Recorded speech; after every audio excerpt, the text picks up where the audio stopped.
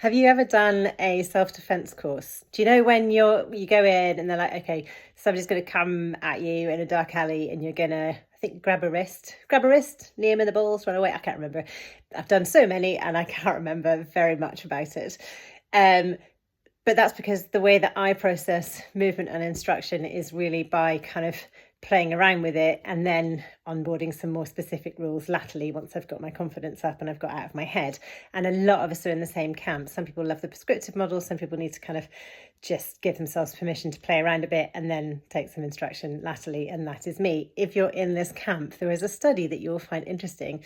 They took two sets of police officers learning self-defense and they took one lot in this prescriptive model where they had somebody come in who taught them how to do self-defense in the kind of grab a wrist, get your elbow and put it in the groin, that kind of stuff. Again, obviously I can't remember any of the self-defense I was ever taught.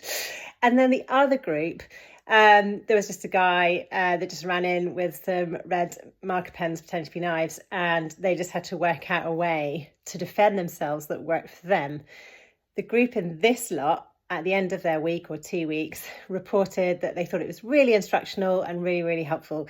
This lot thought it was a little bit out there and quite weird and would have preferred a more instructional course. However, now this is the interesting bit, 6 months later, when they brought both groups back in, this group, the prescriptive group, couldn't really remember anything useful that had come from that course. And this group had managed to hold on to a lot of the skills that they'd learned in that time that they were learning self-defense with the gun with the marker pens.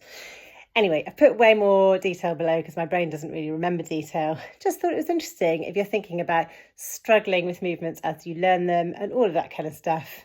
You are not alone. It's how a lot of us learn.